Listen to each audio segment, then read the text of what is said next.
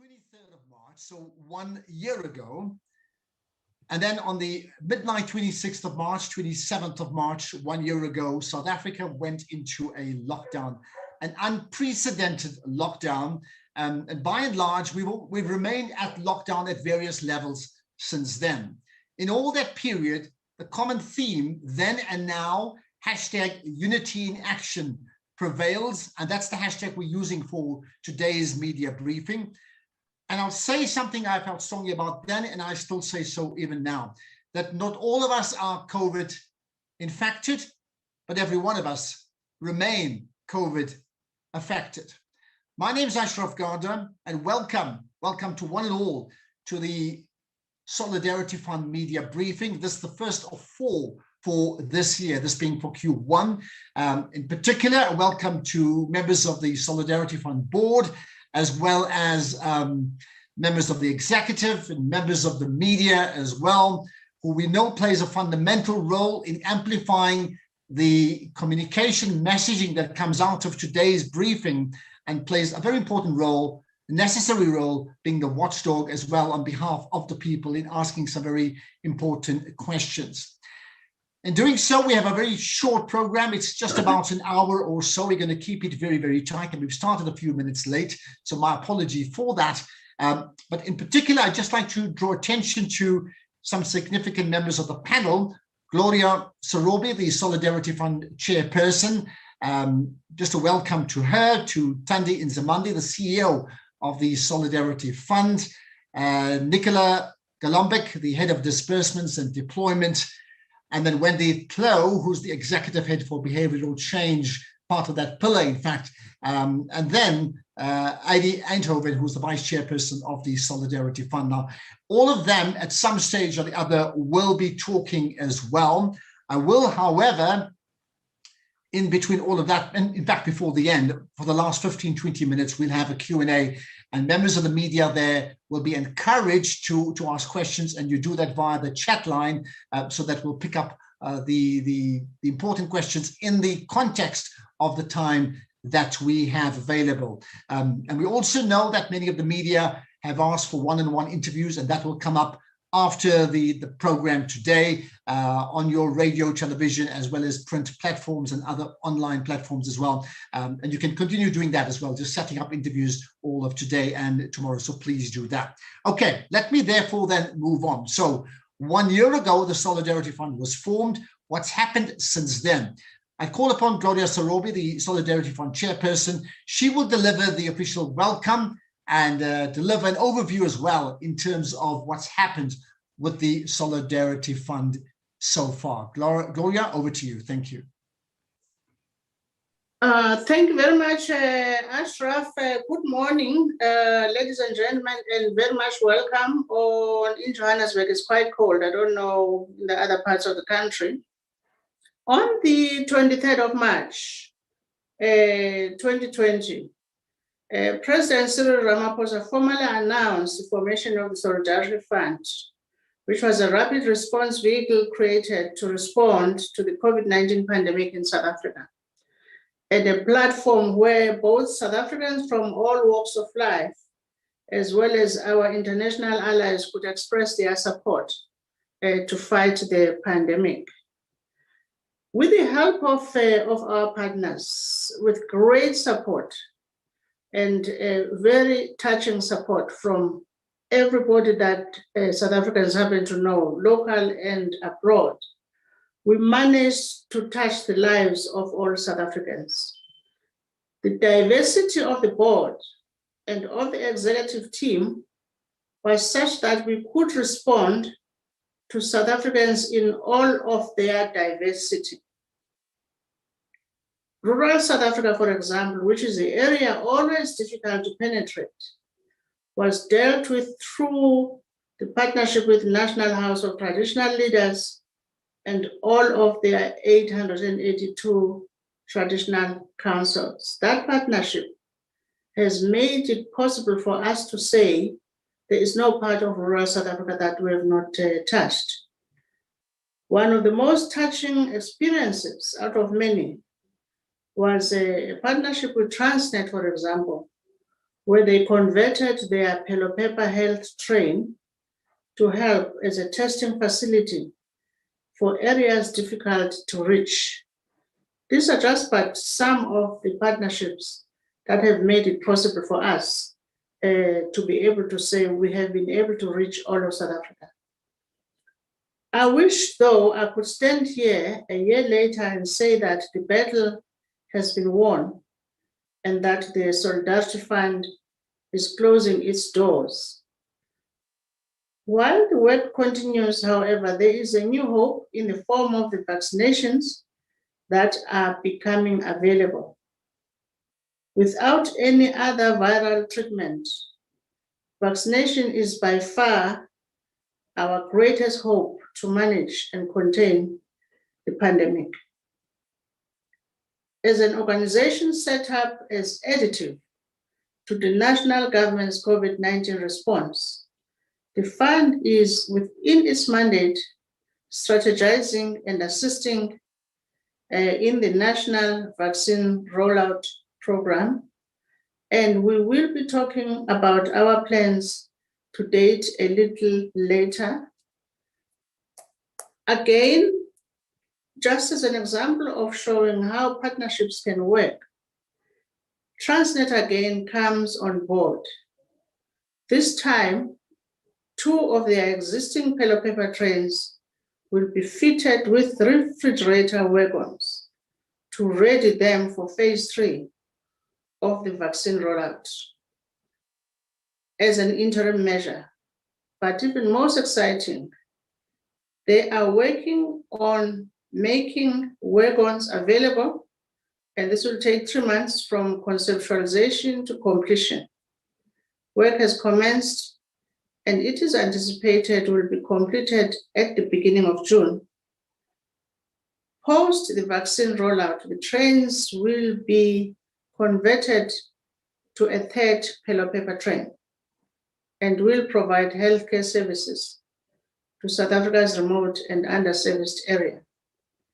What this example means is that we have not wasted the crisis of COVID.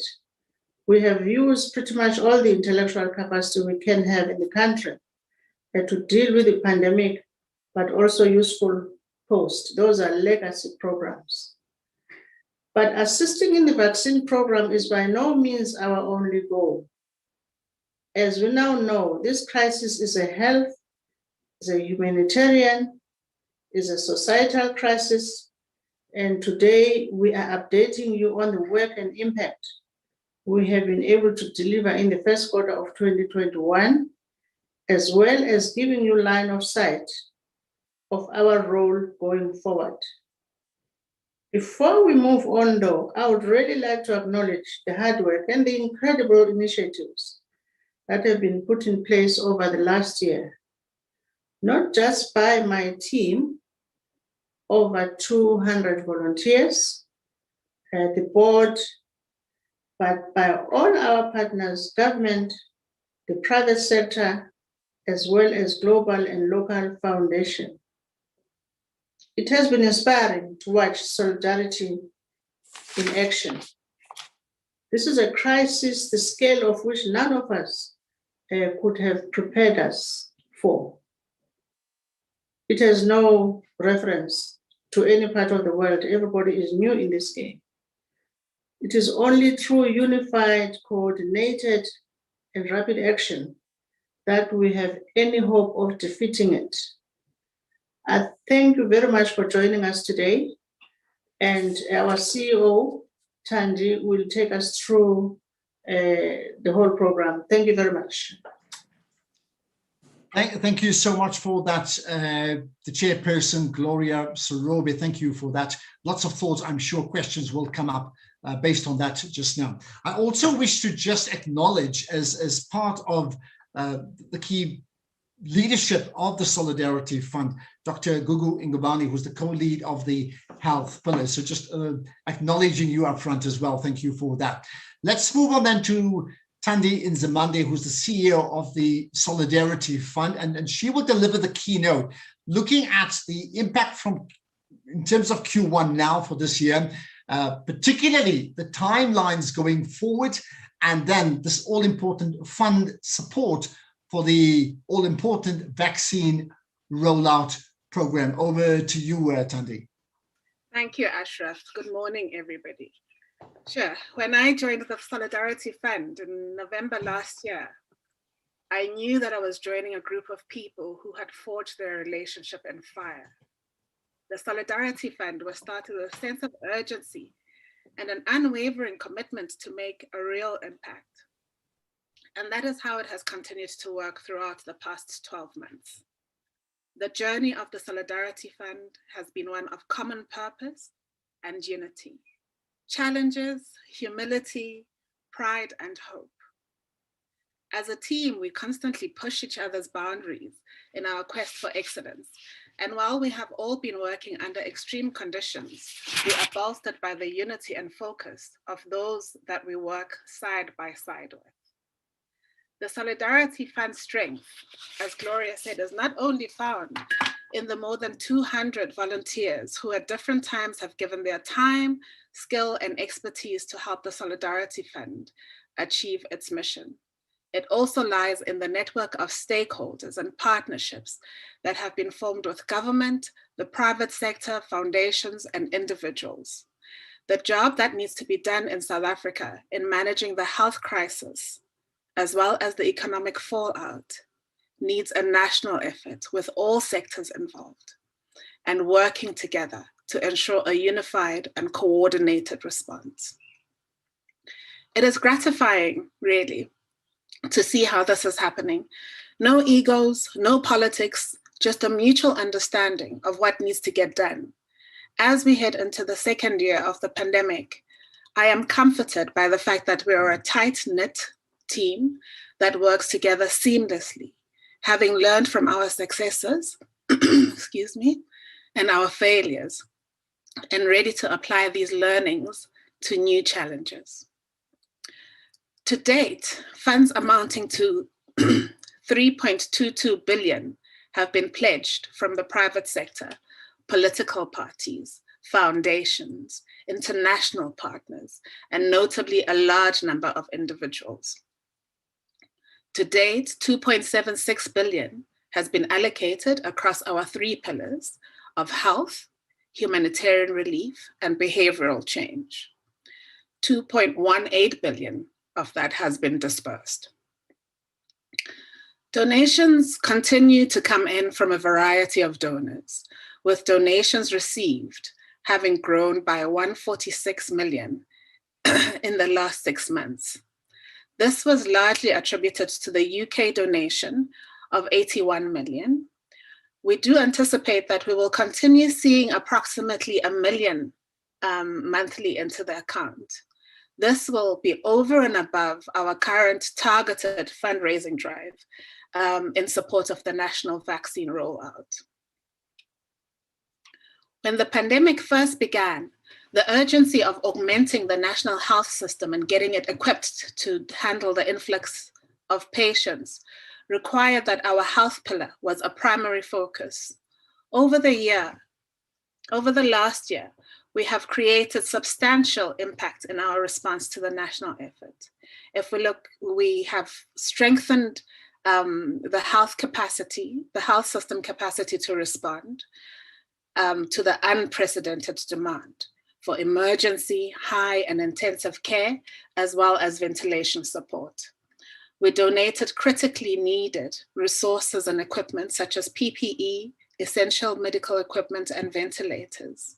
As regards testing capacity, both in terms of access and coverage, that was also strengthened by funding additional testing kits for the NHLS. Through the ICPA, we improved testing access and reach to uninsured healthcare workers and provided opportunities also for strengthening capacity for testing at academic labs under the auspices of the SAMRC, including at Univen, Sefako Makato, and other universities.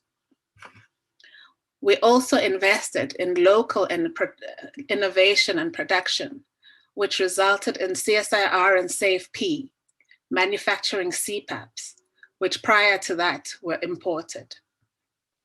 The benefits of all these actions will have a long-lasting impact in the health system. The Solidarity Fund has significantly bolstered a system that was already under pressure even before the pandemic. At the same time, and more so after the first wave subsided, the fund focused on the humanitarian and behavioral change initiatives. On the one hand, to bolster the resources of those in need of relief in respect of both food and gender-based violence, and on the other hand, to promote the long-term behaviors that are still and will remain relevant for the foreseeable future in terms of keeping everybody safe in South Africa. The arrival of COVID-19 vaccines on the global stage has shifted our focus back to health. While continuing work on the other pillars, as an agile organization set up to be additive to government's response to the pandemic, we feel that there is no greater contribution that we can make other than helping to control and significantly reduce the impact of this disease. We have been working closely with the National Department of Health to ascertain where we can contribute to the national vaccine rollout. While it is clear that the NDOH leads this initiative, they understand that this is an unprecedented undertaking and have rallied partners to ensure that the rollout is efficient as fast as possible and reaches all provinces and districts. This has certainly been our focus under our health pillar in the first quarter of 2021. Nicola Galambik will talk in detail about our role in the vaccine program a little later. The virus is an evolving challenge. We are already planning for a third wave as well as other surges. We will focus on continued health system support, a strategic focus on supporting behavior change and non-pharmaceutical interventions. And in the humanitarian pillar, we will focus on completing the projects in food relief and gender-based violence that we started last year. In fact, just about a week ago, on the 18th of March, representatives from the Fund, Provincial Departments of Agriculture, Land Reform and Rural Development, as well as COCTA, the National House of Traditional Leaders, and the UK High Commission paid a visit to the Bojanala district in Rustenburg, Northwest Province. The aim was to engage with the input suppliers and beneficiaries of the Fund's farming input program in the village of Mokgwase and assess the effectiveness of this initiative in achieving its stated objectives. This initiative was aimed at enabling subsistence farmers in 882 traditional councils to purchase key farming inputs with a 2,000 Rand e-voucher, allowing them to continue to produce food for their households.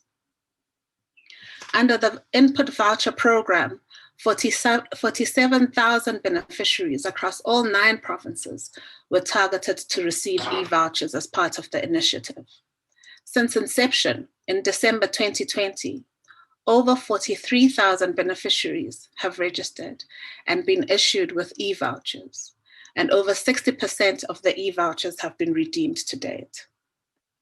Aside from the farming input vouchers, the fund has also disbursed over 117 million to emergency food relief in the last year and over 78 million in food vouchers.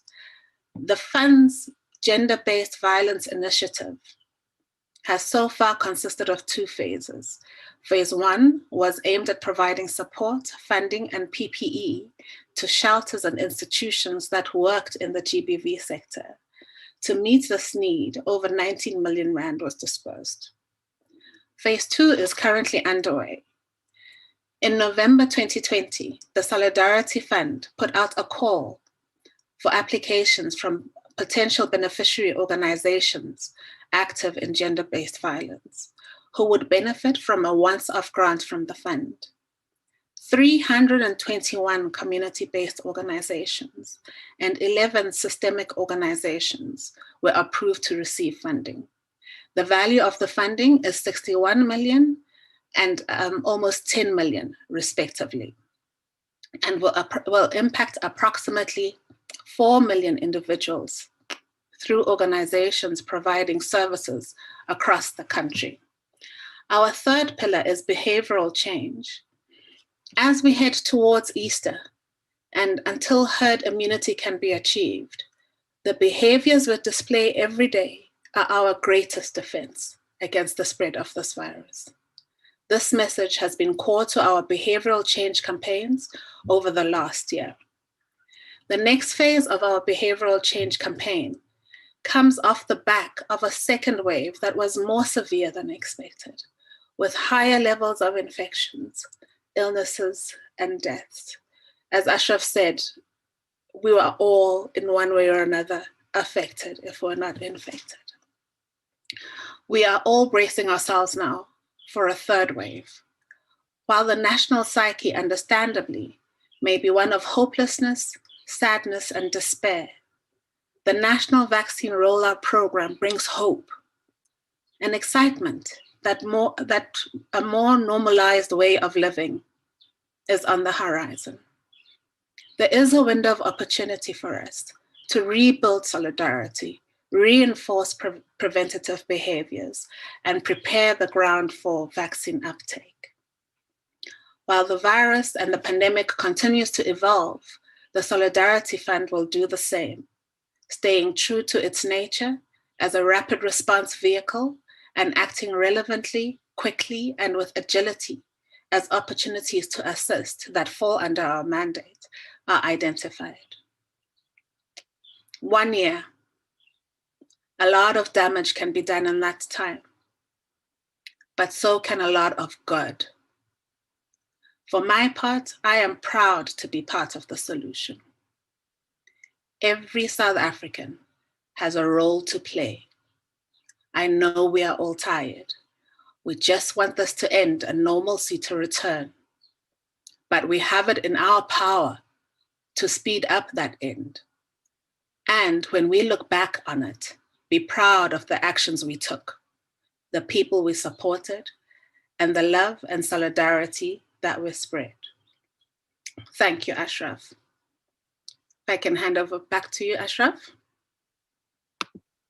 Thank you for that. And I think, the points you made, like 1 year is so important. Like, so much has happened in 1 year, so much we've learned, so much we still need to continue to learn. And I don't think both from government to other stakeholders and even to the Solidarity Fund, that we all have actually the right answers. I mean, I think of it literally as we all are in the same boat, and we're battling to develop the type of cohesion needed to get to the shore safely. And I think we pray on behalf of everybody, I'm sure, that will happen sooner rather than later. So Thandi Nzimande, the CEO, thank you for your address. Right. Let's move on then to Nicola Galambek, who's the head of disbursements and deployment, and she will talk about the role of the fund with particular reference to the mass vaccine rollout program. Now the mass vaccine rollout program, I think we all know, beyond the first year, the first wave and the second wave, is now the number one question on everybody's lips and valid concerns around that. So Nicola, over to you.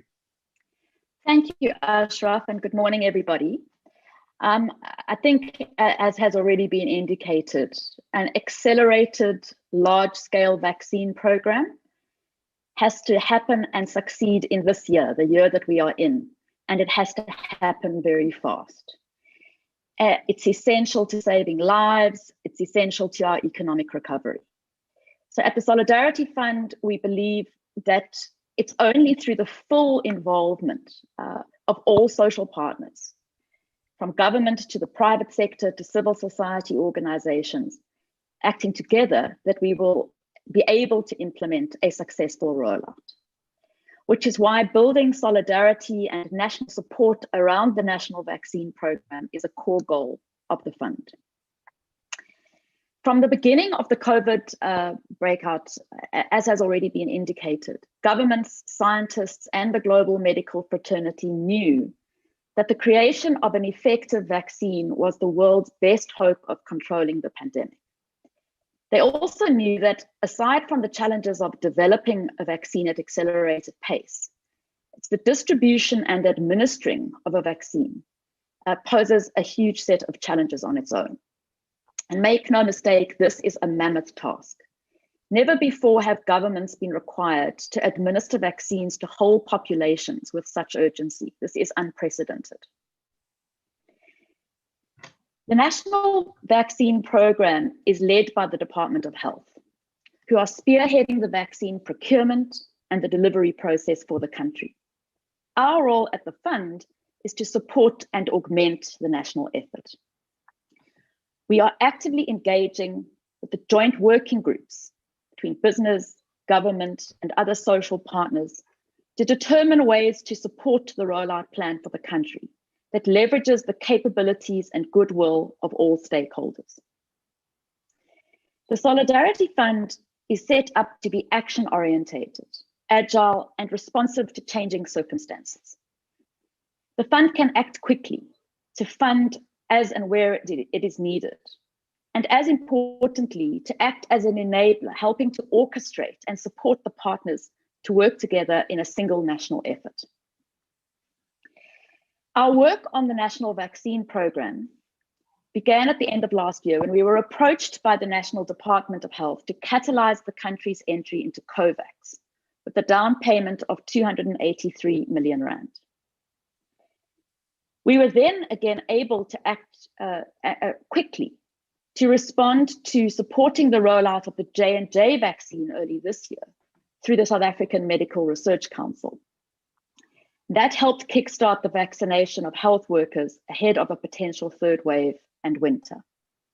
In addition, we are in advanced discussions to fund additional technical capacity support to the Department of Health for implementation at national, provincial, district, and sub-district level. And I will go into more detail on each of those. But just to clarify that while we stand ready to help in any possible way as the Solidarity Fund, there are certain areas that will remain the sole domain of the National Department of Health as the lead of the program in the country. So the Solidarity Fund will not get involved, for example, in vaccine allocation decisions, nor the selection of vaccines or manufacturers for the country. We will also not directly select logistics or goods suppliers that are needed.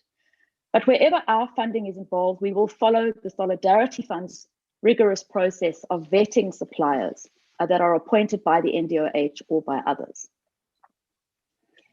As the vaccine program heads towards the next critical phase, there are pivotal roles that the Solidarity Fund can and will play.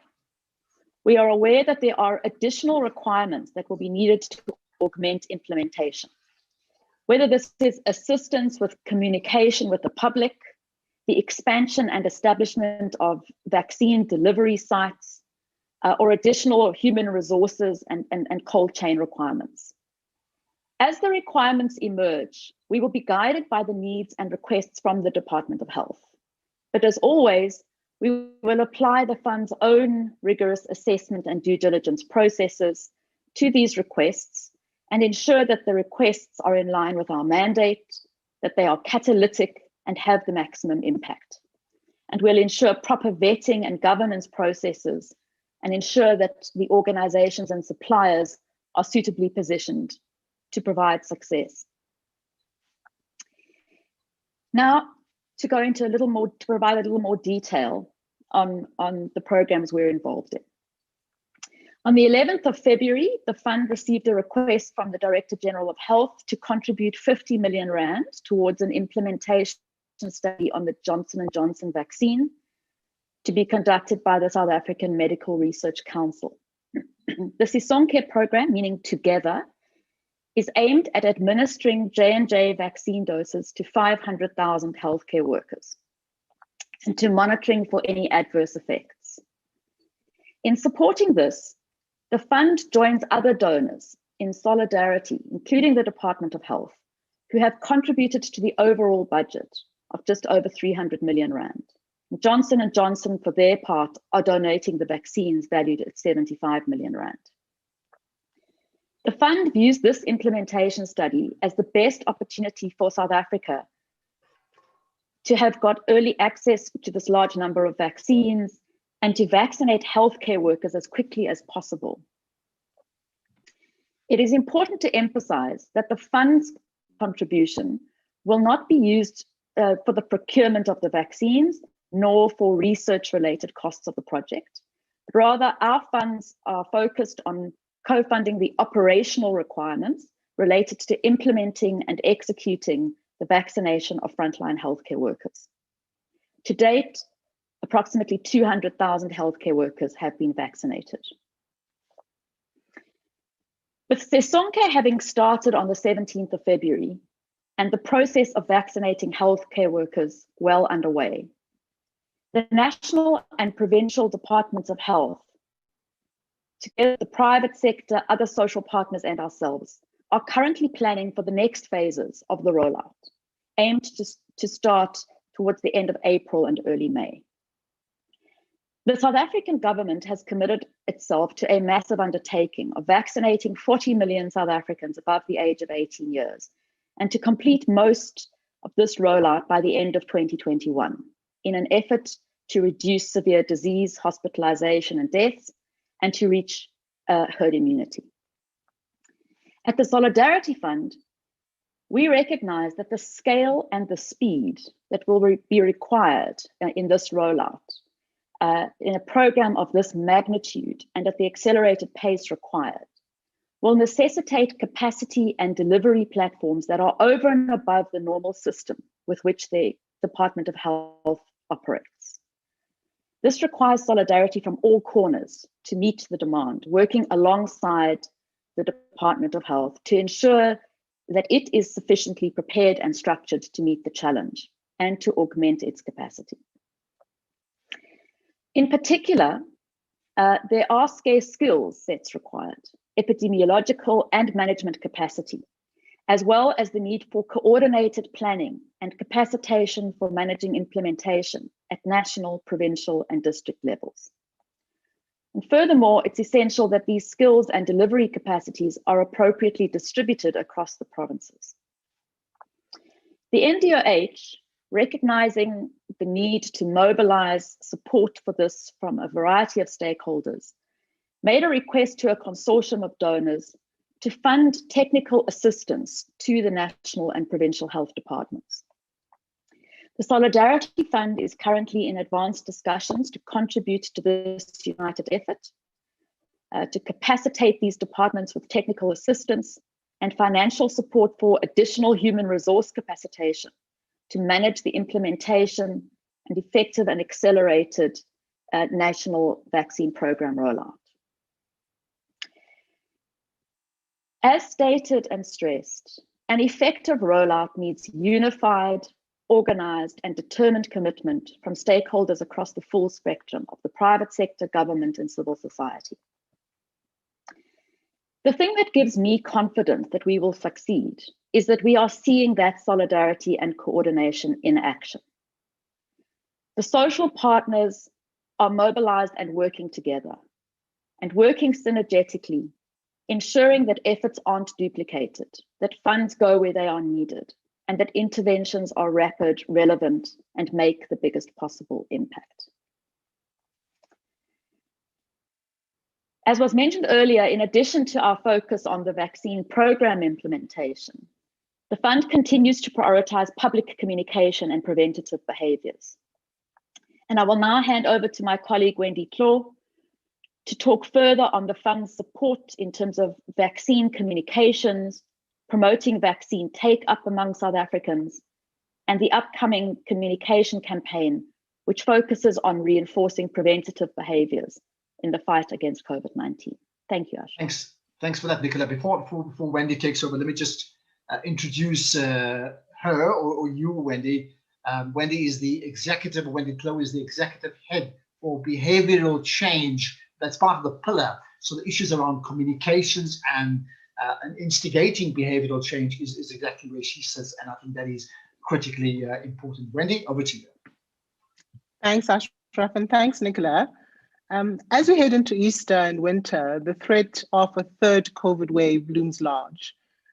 Even though the development of a vaccine is a game changer, the preventative behaviors that we have been practicing for the last year still apply, which is why the Fund's Behavioral Change and Communication Program is as important as it ever was.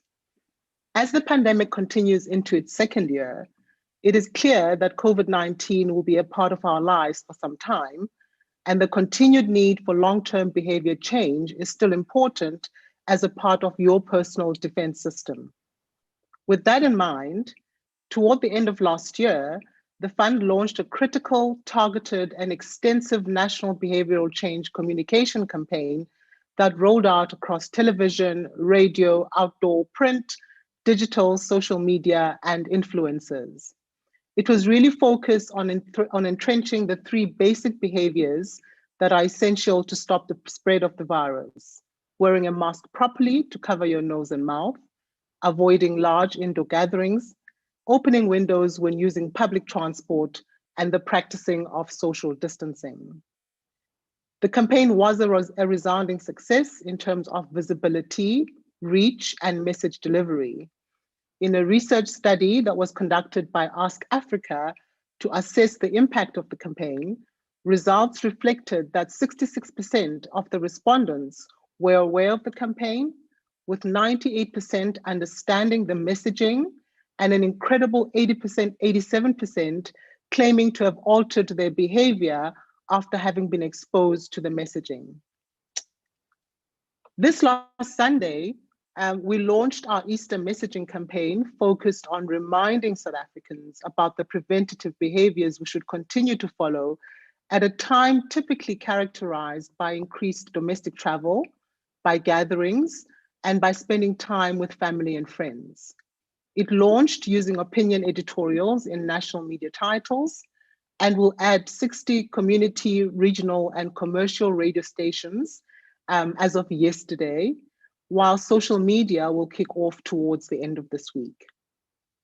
After this initial Easter burst, and as we head into winter in early May, a broader campaign to reinforce behaviors will be in full effect across television, radio, digital, and activations, and will include an even more focused door-to-door education campaign. This campaign will be aimed at 5 key areas: inspiring a renewed sense of solidarity and collective efficacy to continue the fight, reinforcing the adherence to preventative behaviors, showing the preventative behaviors as socially acceptable and desirable, providing accurate information to build vaccine knowledge and literacy, and lastly, resourcing and engaging community networks to drive behavior change activity in communities on the ground. In addition to this, and in line with our role as an additive to the national COVID response, we will be providing support to the National Communication Partnership, an initiative that is chaired by the GCIS and which includes representative organizations from business, civil society, and social partners. The support will be used to augment the important work being done by community networks that are in the NCP and communication research to track and measure the effectiveness of communication campaigns broadly. We will also be supporting the establishment of a citizen-facing national central response and call center to support the delivery system, public response, and demand management of the vaccine rollout program. Thanks, Ashraf. Thanks for that, Wendy. I think that issue of behavioral change, one cannot overemphasize it because we've all been through this. There are moments of lulls where everything's like, okay, it's all going to be sharp, we're done. But this constant need to re-emphasize well, adopting this new behavior cannot be overemphasized. So I think the points you make are critically important. Now, we've got about 15 minutes for Q&A now, and I'm sure there will be lots of people from the media who have some very, very important questions to ask. I mean, I can guess what they may be, but it's up to you to ask those questions. And this is how we're going to do it, okay? So we won't put you up on video screen. You need to post those questions now via the chat line, and then between myself and Franco, we'll pick out as much as we can, as quickly as we can, and then direct it to a specific person or the general group. So yeah, post the questions now. We've got 15 minutes to do just that. Franco, maybe you can assist me with that. If there's something that's come through already, we can start picking it up right away.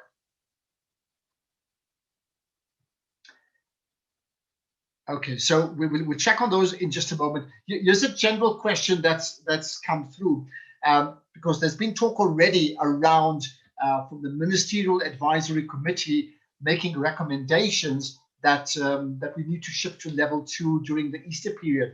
So the question is, like, when it comes to the Easter period, what is the campaign from the Solidarity Fund around a behavior change, but perhaps to also influence the Ministerial Advisory Committee based upon the pronouncements they've already made? Now, I'm going to leave it to a member of the panel to pick up on that.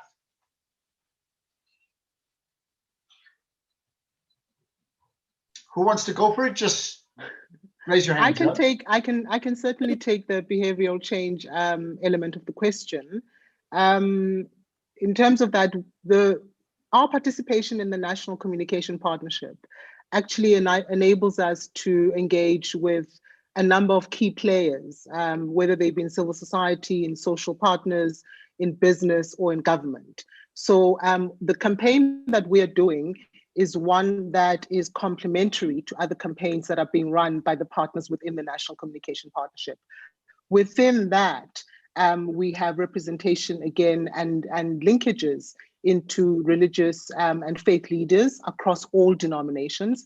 In fact, just yesterday, we presented the draft campaign that we're working on to the Behavior MAC, and it was very well accepted.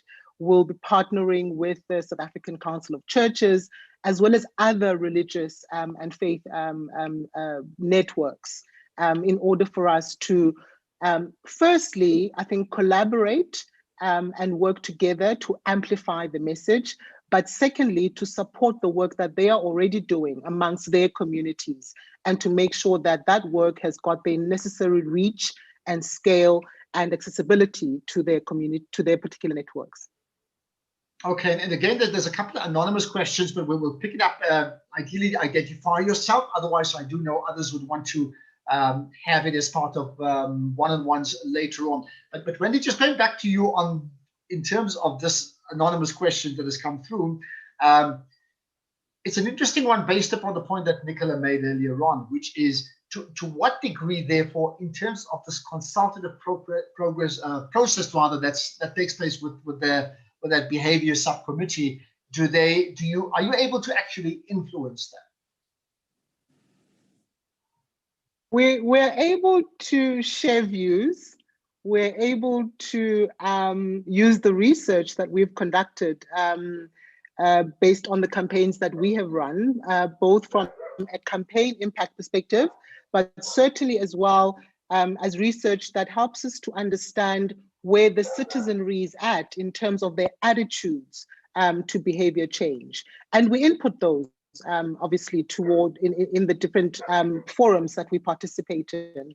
We hope that our participation and our role allows them to then take those into consideration and formulate a position that I think is really about the protection of lives of South Africans, but also bearing in mind that we also have to protect our livelihoods. So our participation, we believe, has an impact, and we believe that impact potentially influences what they then take to government. Okay, any further questions on that? Feel free to ask those questions in the time that we have remaining. Tamar Khan from Business Day has a question directed to Nicola Galambik. So saying, can you provide And here's the question: can you provide more detail, Nicola, on the financial support the Solidarity Fund is considering providing? Let me just get this right. Providing to the government on the technical support front for the vaccine rollout. She continues saying, how much money are you talking about? What exactly will it be spent on? And are you being asked to pay for the consultants? So hopefully you got all of that together. Thank you, Ashraf, and thanks for the question, Tamar. So the project that is under consideration has a total budget estimated at 138 million rand, of which we're being asked to contribute 69, with the rest being contributed by a consortium of other donors. Most of the capacity that has been scoped at a provincial and national level to augment program implementation, program monitoring, and the technical management of IT systems, of logistics and cold chain management, as well as the coordination of different social partners and their delivery at a local level. It is envisaged to be structured across the country through additional capacity at a district level, the 52 districts across the country, at a provincial level across the 9 provinces, and at a national level, and to create a coordinating spine for driving and implementing this multi-sector initiative, both through the NDOH's own system and with other social partners. I think it would not be correct to characterize it as paying for consultants, but it is certainly going towards paying for additional human resources that will be recruited and brought in through an open RFP process at a local and national and provincial level, right fitting the human resources to what is required at each of those levels, and creating those teams which will be managed by and through the NDOH. I hope that answers Tamar's question. Okay, if you have any further questions on that, Tamar, you can certainly do so. Mpumzi Zuzile is from the Sunday Times saying, and here's the question: what is the overall amount spent on vaccines by Solidarity, or by the Solidarity Fund? If I have it correctly, is it 283 million rands on COVAX and 50 million rands on the J&J study? Okay, Nicola, you want to pick it up, or somebody else? Go ahead. Sure, I'm happy to do so. That's accurate to date. I think that it's obviously very early days, and I think that the Solidarity Fund board has already committed to assigning a significant portion of our existing war chest towards the implementation rollout. But we see the majority of our funding being spent as we massify the rollout to the broader citizenry, starting with at the most at-risk populations and our elderly as of late April and May. And so I think that, yes, that is accurate to date, but I think we would see ourselves fairly rapidly deploying additional resources over the next period. Okay, thanks for that, Nicola. Here's another one coming from Penelope Mashego from Fin24. And Lady Eindhoven, you can answer this one. South Africa's vaccine rollout appears to be one of the slowest among emerging market economies. What did we do wrong? That's one question. How can we improve is another. Last year, it was talk that South Africa was late in making a payment towards the COVAX initiative. In your understanding, were we late? Question mark. And did this contribute to South Africa being in the back of the line to receive the COVAX vaccines? Lady Eindhoven, go ahead. Thanks, Ashraf. Thanks, Penelope, for your question. So let me start with the COVAX question first. I think the conclusion of our arrangement with COVAX has not impacted at all on where we stand in the kind of COVAX queue, because I think they have a very clear, predefined system for how there's an equitable allocation of vaccines to the countries that have contributed to COVAX. The issue that we have with COVAX is more in relation to the AstraZeneca vaccine availability, and when we will have the availability of a vaccine which is suited to the variant that we have in South Africa. So that is something that, as we understand it, the NDOH is working through with COVAX. But we don't think that the timing of the conclusion of our arrangement with COVAX has impacted on that at all. In relation to the broader issues about, when vaccines have been procured and, our readiness and where we are relative to other countries, Penelope, I mean, this is really a question, for the National Department of Health. I mean, we only became involved in supporting on the vaccine program, towards the end of last year when we were asked to support on the COVAX facility. I think, as we've kind of indicated on this call, we have been available and continue to be available to support. And we think that, the bulk of our resources going forward, of our available resources, are going to be supporting the national vaccine program. But I think in relation to, when and how procurement decisions were made or negotiations were entered into, I mean, we haven't been party to any of those discussions or those negotiations. So we're not really in a position to answer that question. Okay. I don't think there's any further questions. I just want to double check if there are. Maybe there's a couple that we have. Okay, if there are no further questions, I'm going to get to Adi to just wrap up. But let me just emphasize this once again, certainly to members of the media, right? I know that there are many one-on-one interviews that will take place today on radio, television, print, online, various platforms. So that will continue as well as tomorrow. So if you need to contact the Office of the Solidarity Fund, specifically Franco and his team, to set up further interviews, you certainly aren't at liberty to do that.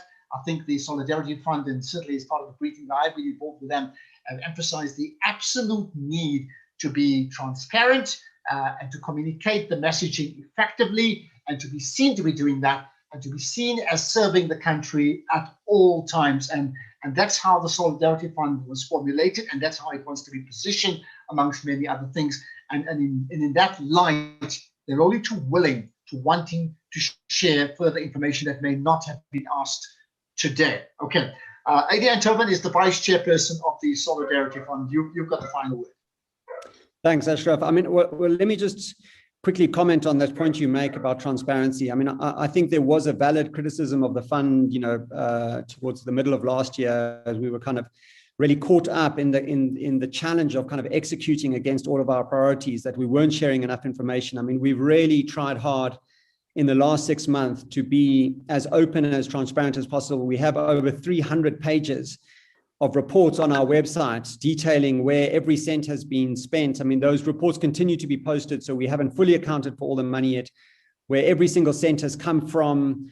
So, we remain absolutely committed to complete transparency in terms of where all the money comes from and where it all goes to, and the impact we have, and the lessons we learn. I mean, we are operating in a highly imperfect environment, and we're doing and seeking to have the biggest impact that we can have under in that context. But there's a lot that we've learned. But I would say that if we look at the last 12 months, I mean, we are very pleased with what we've managed to accomplish, the amount of money we've managed to disperse, the fact that we were not affected by any of the kind of mismanagement or misappropriation of the funds that we saw, during the COVID crisis, that as a board and as an executive team, that we have been responsible to, or accountable to the responsibility that was placed in us by the donors, and that we've exercised the kind of due care and caution, but at the same time kind of had the impact that we sought. I mean, I would just conclude by thanking all of you for joining us today, and really to say that as we've heard today, we know that the vaccine program is our only kind of sure route to herd immunity that will put us in a position where we're able to kind of control and manage the pandemic. But until then, our most powerful weapon are behavioral interventions, wearing masks, ventilation, hygiene. We've heard about it on this call. And I think as we close today, we should all focus our minds and attention on the fact that the experts in the country are anticipating that the third wave will be triggered by the movement and people and the social events expected to take place over the Easter period. And we know that without preventative behaviors in the coming days and weeks, tens of thousands of lives will be lost in this third wave. And the only thing that stands between us and the horror of the devastating third wave are the behaviors of the people of South Africa. And so I think we would like to conclude this briefing just with a call to action as all of you go out and share what we discussed today. And these are things that you've heard, thousands and thousands of times, but I think, they bear repeating given what's at stake as we move into this really high risk period of the potential trigger events of a third wave. Firstly, to make sure that you and your family and friends keep wearing masks properly, and that means covering your nose and mouth, avoiding large gatherings, particularly large celebratory gatherings during the Easter period. Ventilation, we know, is a critical issue. I think it's been one of the things that has really surfaced as a major cause of transmission during this pandemic. And so particularly in public transport, buses, trains, taxis, Ubers, making sure that windows are open, that there's sufficient movement of air, but also in other spaces where people gather, like restaurants and retail outlets. Ventilation is absolutely critical to ensuring that we manage and try to contain infections. Social distancing remains really important. And finally, obviously, what we all know about hand washing and good hygiene. So it's really important that we just can't stress this enough. I mean, while we are working to roll out and, as the fund to support, the rollout of the mass vaccine program, maintaining these behaviors is going to be absolutely critical to saving lives and hopefully, to keep our economy open. And so we all want to get on with our lives, but we know that this is, a high risk time. So for the sake of your health, the health of your family, your loved ones and community, please keep safe. Thank you. Just before we wrap up, and I want to just take the liberty of asking this question, and maybe either yourself or even Wendy could answer this, right? Because it does deal with communication. I mean, I think the wearing the mask, social distancing, keeping safe, I think we all know that, right? What has been very disturbing, and I saw that even again in the last few weeks, is the amount of people who in social gatherings tend to flout the rules. So they start by obviously taking the masks off at restaurants, because that's where you need to take it off. And they not only don't put it back on, but then they spend hours on end, being very close to people. Now, my question, and I think it's come from some of the media as well, what role can the Solidarity Fund play in ensuring that those that do adhere keep those that do not adhere in check? I mean, it's almost a policing that I'm talking about, right? What role does the Solidarity Fund play? What role can it play? Perhaps what role should it play in doing just that? Wendy, I'll leave that question to you. Yeah, I think the role really rests on all of us, right? The Solidarity Fund is South Africa. We are representative of all South Africans and all individuals. So when you say Solidarity Fund, I stretch that and I say the call is on all of us to call each other out. And incidentally, as you mentioned that, I've got a smile on my face because our campaign in December was a little bit controversial in that it was sparking that sort of conversation in a humorous and lighthearted way for us to have the agency to call each other out so that we continue to behave in the appropriate manner. So I think the role that we should play is one of continuing and not tiring of reminding South Africans to do the right thing, but also of reminding ourselves that us as individuals make up communities, and really the agency and the power is within us for us to keep each other honest, to do things even when they don't look fashionable or seem fashionable. So keep on wearing the mask, and let's not relapse because we are in alert level 1 and interpret that to mean that the virus is gone. That is just a state of economic activity. It is not that the virus is gone, and it's really for us to to meet each other and call each other out and continue to behave in the appropriate way. And that's really the role that we should play. We will continue to play, and we will continue beating that drum until everybody it becomes habit for everyone to do that.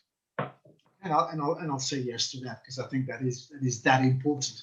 Let's leave it at that. We said we'll go on for an hour. It's just about an hour, just a bit over. In fact, in terms of further media interviews, then the email address you can communicate with is media@solidarityfund.co.za. Media@solidarityfund.co.za. That's the one thing. The other one is look out for that hashtag unity in action, and hopefully even from the Solidarity Fund's point of view, I think a lot of communication will take place using that hashtag unity in action, because it says exactly what it does say. Just time for me to thank the delegates, certainly the board from the Solidarity Fund, and the panelists who played an important role up front all throughout this past year, but also in particular in this case here to the media for your role in being present, number one, in understanding your role as this watchdog that needs to ask the questions and then communicate that message effectively to the people, which we know you will do now. So thank you for that. Let me remind you as well, right, that this is the first of 4 for this year. So this is for Q1, and the Solidarity Fund is committed to having 4 briefings, media briefings, so 1 every quarter. So looking out then to seeing you joining us sometime down the line. But in the meantime, don't stop asking the questions and communicating with us from a Solidarity Fund perspective, so that can be communicated back to you and to the people of South Africa. That's the best way to end it. Thank you. Good afternoon. Have a safe Easter. I think it's critically important in the context of what we've just been speaking about, and a safe 2021 up to 2022. Good afternoon and goodbye. Thanks, Ashraf. Thank you. Thank you, Ashraf. Thanks, Ashraf. Thank you.